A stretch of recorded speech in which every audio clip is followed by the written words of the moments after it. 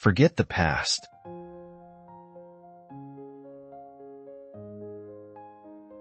I am the captain of my soul.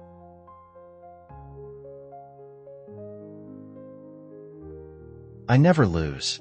Either I win or learn.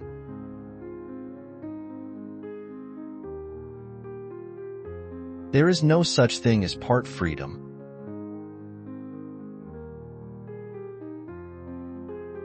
Where you stand depends on where you sit.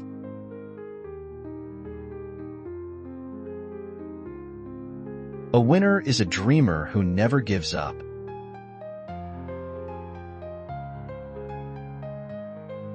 It always seems impossible until it's done.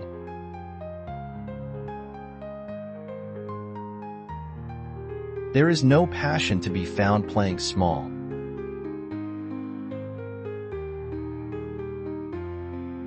Give a child love, laughter, and peace, not AIDS.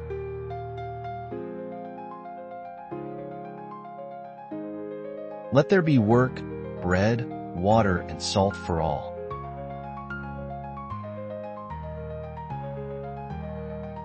I dream of an Africa which is in peace with itself.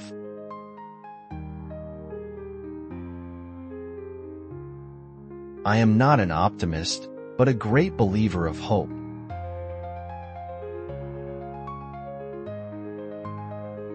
May your choices reflect your hopes, not your fears.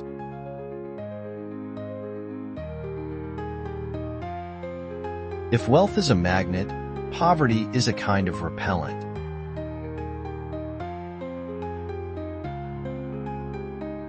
Lead from the front, but don't leave your base behind.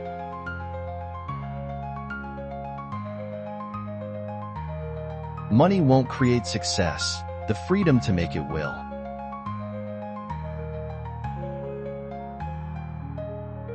I am the master of my fate and the captain of my destiny.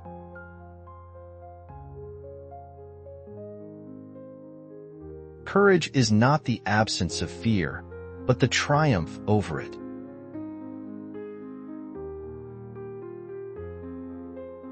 Lead from the back, and let others believe they are in front.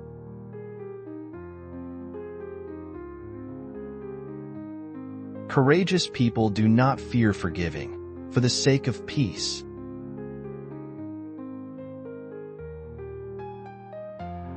A good head and a good heart are always a formidable combination.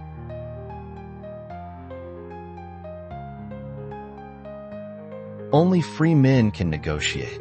A prisoner cannot enter into contracts.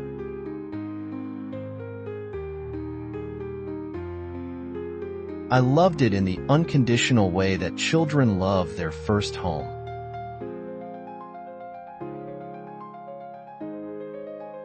Let freedom reign. The sun never set on so glorious a human achievement.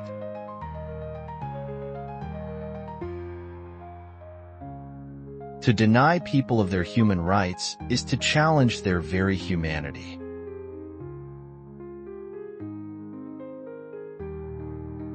It was not lack of ability that limited my people, but lack of opportunity.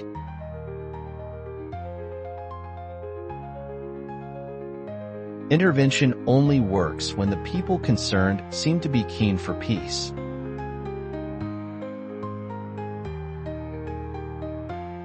Education is the most powerful weapon which you can use to change the world.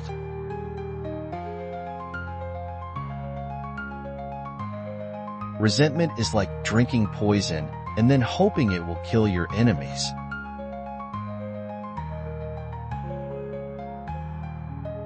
Sometimes it falls upon a generation to be great. You can be that generation.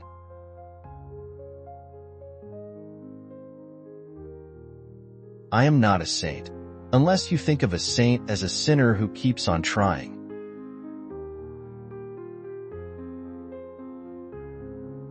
I should tie myself to no particular system of society other than of socialism.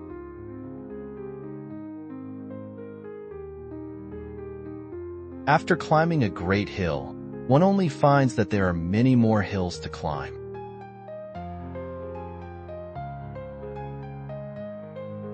We must use time wisely and forever realize that the time is always ripe to do right.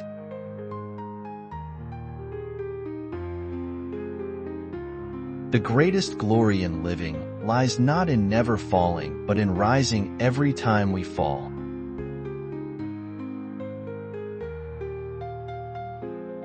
A nation should not be judged by how it treats its highest citizens, but its lowest ones.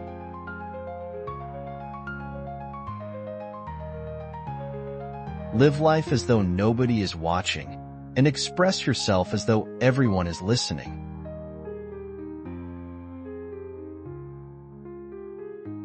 There can be no keener revelation of a society's soul than the way in which it treats its children.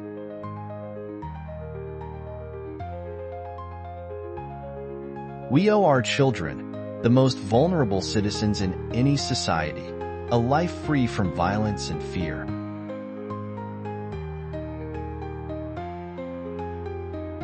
When a man is denied the right to live the life he believes in, he has no choice but to become an outlaw.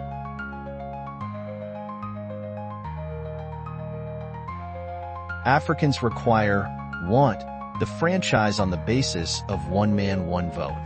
They want political independence.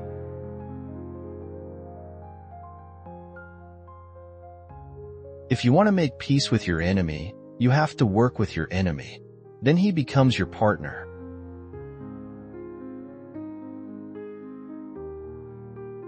It is not my ambition to marry a white woman or swim in a white pool. It is political equality that we want.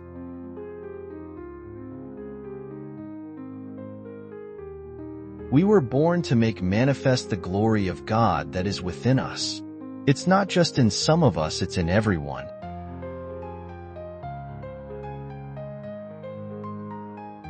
If I preached unity, I must act like a unifier, even at the risk of perhaps alienating some of my own colleagues.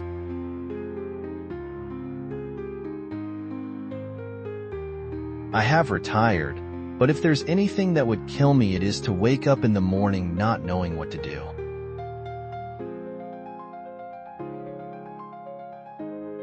There is nothing like returning to a place that remains unchanged to find the ways in which you yourself have altered.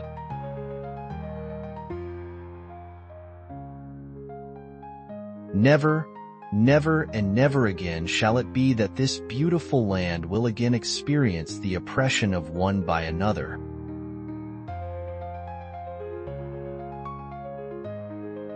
There is no passion to be found playing small, in settling for a life that is less than the one you are capable of living.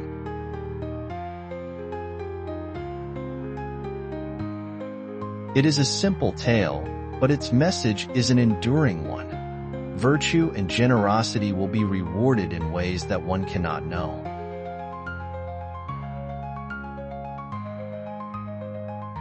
For to be free is not merely to cast off one's chains, but to live in a way that respects and enhances the freedom of others.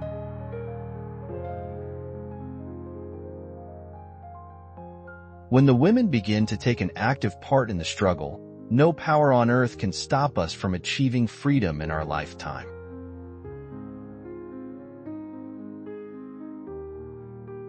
If you talk to a man in a language he understands, that goes to his head.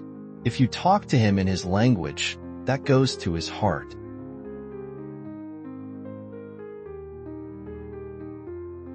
Some men, under the pressure of incarceration, showed true mettle, while others revealed themselves as less than what they had appeared to be.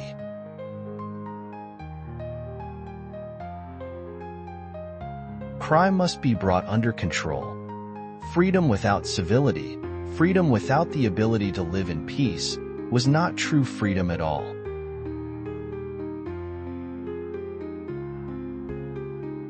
There are so many men and women who hold no distinctive positions, but whose contribution towards the development of society has been enormous.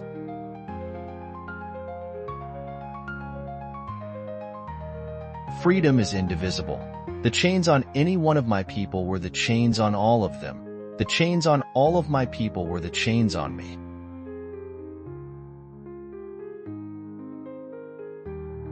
Does anybody really think that they didn't get what they had because they didn't have the talent, or the strength, or the endurance, or the commitment?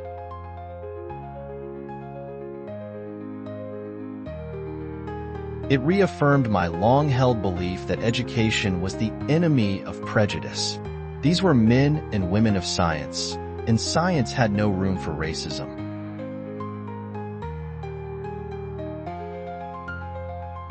As I walked out the door toward the gate that would lead to my freedom, I knew if I didn't leave my bitterness and hatred behind, I'd still be in prison.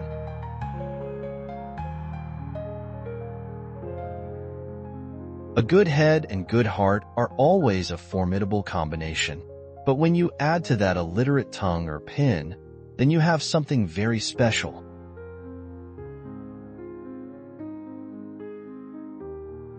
If there are dreams about a beautiful South Africa, there are also roads that lead to their goal. Two of these roads could be named goodness and forgiveness.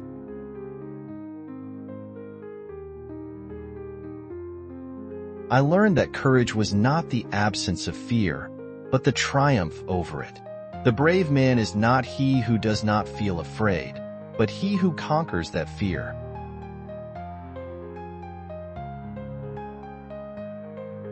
Overcoming poverty is not a gesture of charity. It is an act of justice. It is the protection of a fundamental human right, the right to dignity and a decent.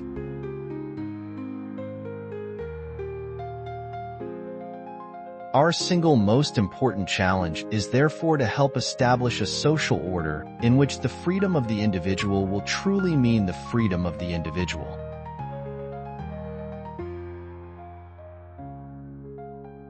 If the United States of America or Britain is having elections, they don't ask for observers from Africa or from Asia. But when we have elections, they want observers.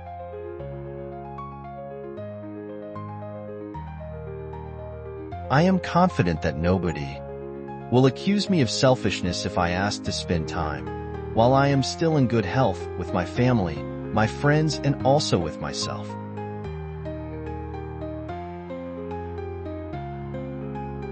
It is said that no one truly knows a nation until one has been inside its jails. A nation should not be judged by how it treats its highest citizens, but its lowest ones.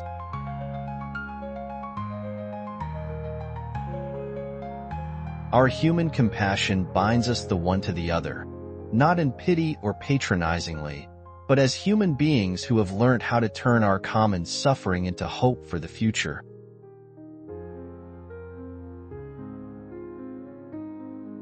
Without language, one cannot talk to people and understand them. One cannot share their hopes and aspirations, grasp their history, appreciate their poetry, or savor their songs.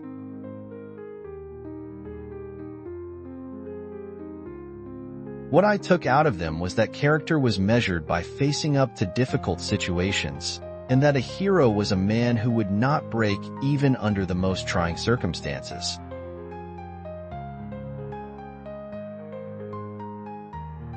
This document was translated into a simpler manifesto called A Better Life for All, which in turn became the ANC's campaign slogan.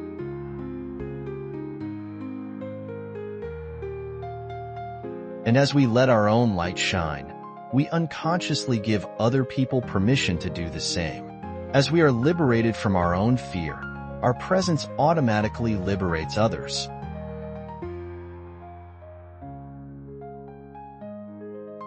There is no easy walk to freedom anywhere, and many of us will have to pass through the valley of the shadow of death again and again before we reach the mountaintop of our desires.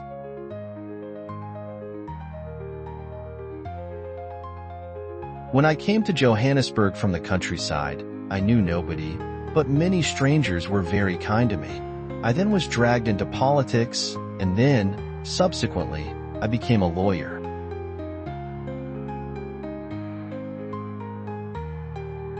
There is a universal respect and even admiration for those who are humble and simple by nature, and who have absolute confidence in all human beings irrespective of their social status.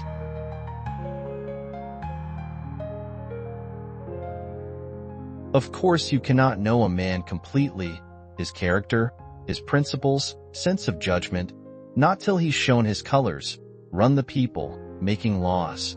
Experience, there's the test.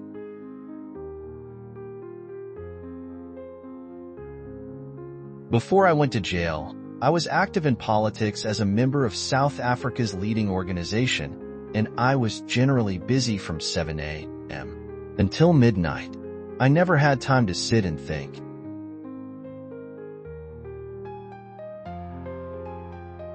Without education, your children can never really meet the challenges they will face.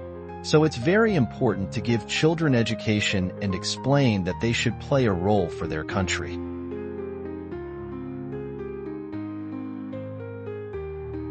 A leader is like a shepherd. He stays behind the flock, letting the most nimble go out ahead, whereupon the others follow, not realizing that all along they are being directed from behind.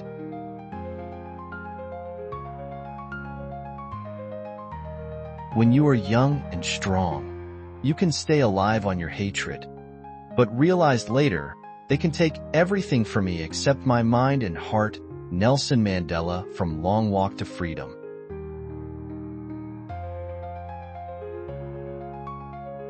There is nothing I fear more than waking up without a program that will help me bring a little happiness to those with no resources, those who are poor, illiterate, and ridden with terminal disease.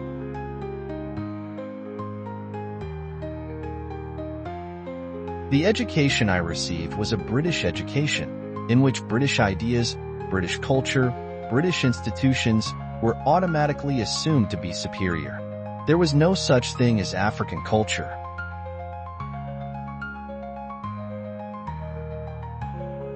There are many people who feel that it is useless and futile to continue talking about peace and nonviolence against a government whose only reply is savage attacks on an unarmed and defenseless people.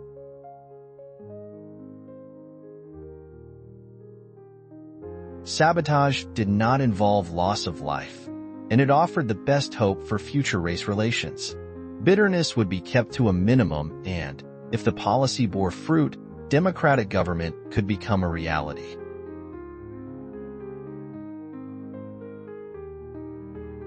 Peace is not just the absence of conflict. Peace is the creation of an environment where all can flourish regardless of race, color, creed, religion, gender, class, caste, or any other social markers of difference.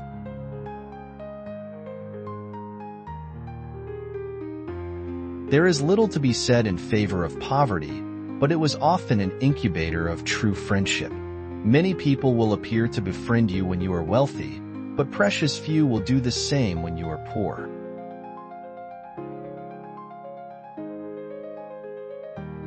Communists have always played an active role in the fight by colonial countries for their freedom, because the short-term objects of communism would always correspond with the long-term objects of freedom movements.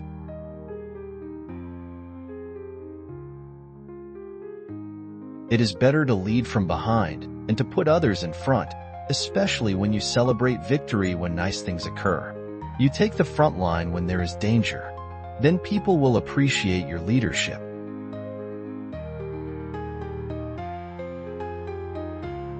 I will not leave South Africa, nor will I surrender. Only through hardship, sacrifice, and militant action can freedom be won. The struggle is my life. I will continue fighting for freedom until the end of my days.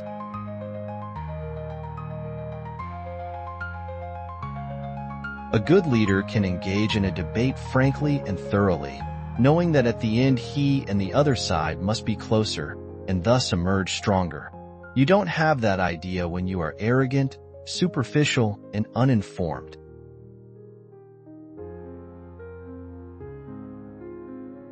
People must learn to hate, and if they can learn to hate, they can be taught to love. For love comes more naturally to the human heart than its opposite. Man's goodness is a flame that can be hidden but never extinguished.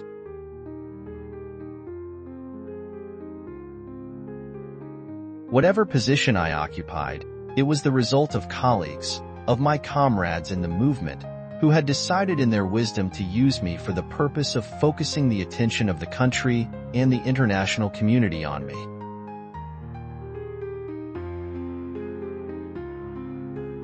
Where globalization means, as it so often does, that the rich and powerful now have new means to further enrich and empower themselves at the cost of the poorer and weaker, we have a responsibility to protest in the name of universal freedom.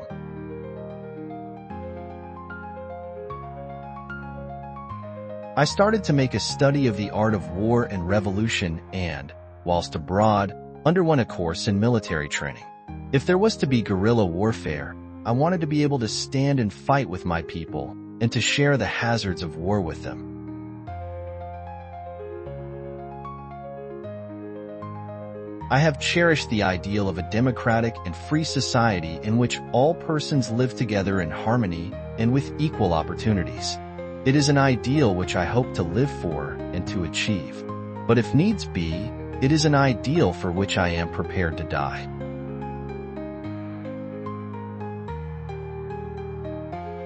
People respond in accordance to how you relate to them. If you approach them on the basis of violence, that's how they'll react. But if you say, we want peace, we want stability, we can then do a lot of things that will contribute towards the progress of our society.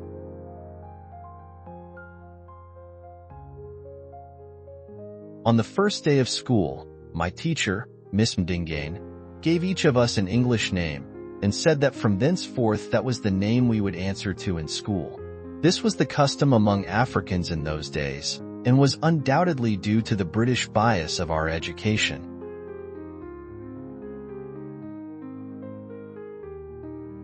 I would wear the blue overalls of the field worker and often wore round, rimless glasses known as Maserati tea glasses. I had a car, and I wore a chauffeur's cap with my overalls. The pose of chauffeur was convenient because I could travel under the pretext of driving my master's car.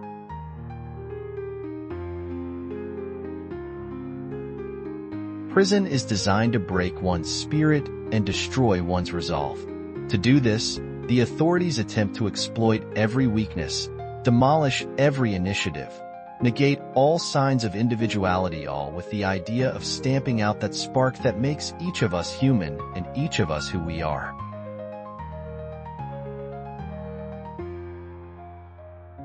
The names of Dingane and Bambata, Hinsa and Makana, Skunkthi and Dalasil, Mushweshwe and Sekakuni were praised as the glory of the entire African nation. I hoped then that life might offer me the opportunity to serve my people and make my own humble contribution to their freedom struggle.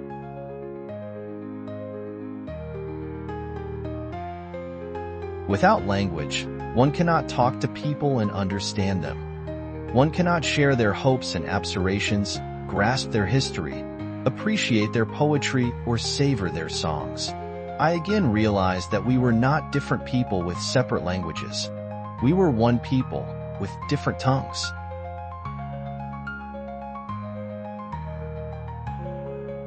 I do not deny that I planned sabotage. I did not plan it in a spirit of recklessness, nor because I have any love of violence.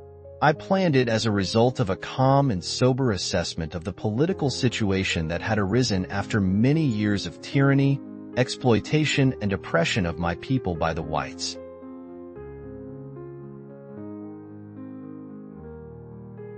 I came across few whites as a boy at Kunu. The local magistrate, of course, was white, as was the nearest shopkeeper. Occasionally, white travelers or policemen passed through our area. These whites appeared as grand as gods to me, and I was aware that they were to be treated with a mixture of fear and respect.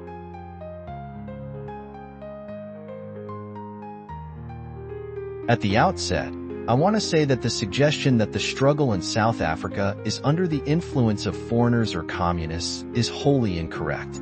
I have done whatever I did because of my experience in South Africa and my own proudly felt African background, and not because of what any outsider might have said.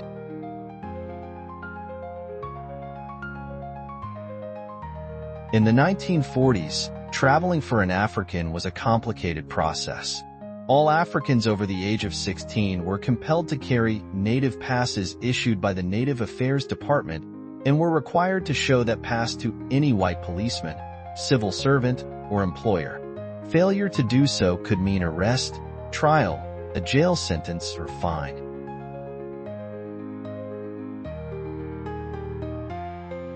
I am fundamentally an optimist. Whether that comes from nature or nurture, I cannot say. Part of being optimistic is keeping one's head pointed toward the sun, one's feet moving forward. There were many dark moments when my faith in humanity was sorely tested, but I would not and could not give myself up to despair. That way lays defeat and death.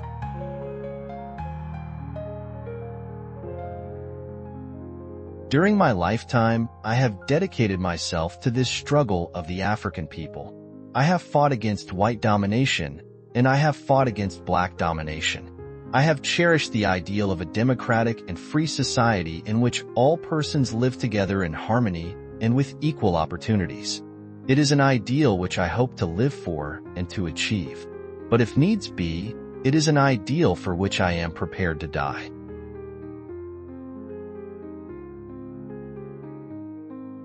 I love playing and chatting with children. Feeding and putting them to bed with a little story, and being away from the family has troubled me throughout my life. I like relaxing at the house, reading quietly, taking in the sweet smell that comes from the pots, sitting around a table with the family and taking out my wife and children. When you can no longer enjoy these simple pleasures, something valuable is taken away from your life, and you feel it in your daily work.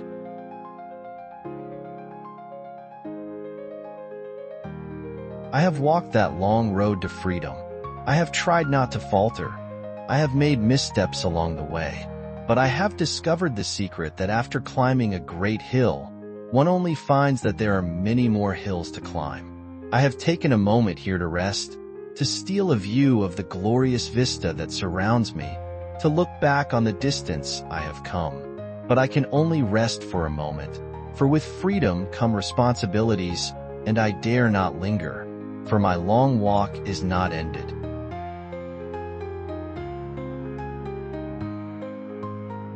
For to be free is not merely to cast off one's chains, but to live in a way that respects and enhances freedom to others. But I have discovered the secret that after climbing a great hill, one only finds that there are many more hills to climb. I have taken a moment here to rest, to steal a view of the glorious vista that surrounds me, to look back on the distance I have come. But I rest only for a moment, for with freedom come responsibilities, and I dare not linger, for my long walk is not yet ended.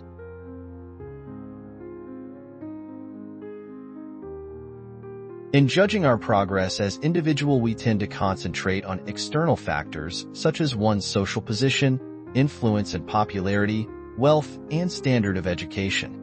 These are, of course, important in measuring one's success in material matters, and it is perfectly understandable if many people exert themselves mainly to achieve all these. But internal factors may be even more crucial in assessing one's development as a human being. Honesty, sincerity, simplicity, humility, pure generosity, absence of vanity, readiness to serve others, qualities which are within reach of every soul, are the foundation of one's spiritual life.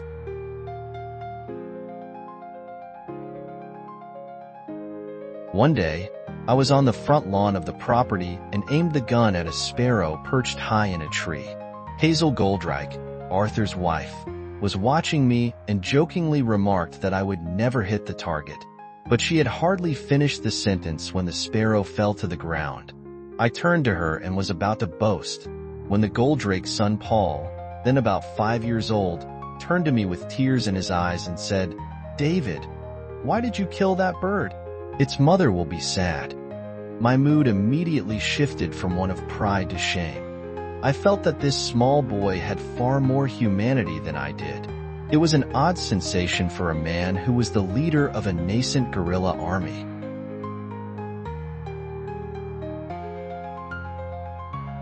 I cannot pinpoint a moment when I became politicized, when I knew that I would spend my life in the liberation struggle. To be an African in South Africa means that one is politicized from the moment of one's birth, whether one acknowledges it or not. His life is circumscribed by racist laws and regulations that cripple his growth, dim his potential, and stunt his life. I had no epiphany, no singular revelation, no moment of truth, but a steady accumulation of 1,000 slights, 1,000 indignities, 1,000 unremembered moments, produced in me an anger, a rebelliousness, a desire to fight the system that imprisoned my people. There was no particular day on which I said, "From henceforth I will devote myself to the liberation of my people." Instead, I simply found myself doing so, and could not do otherwise.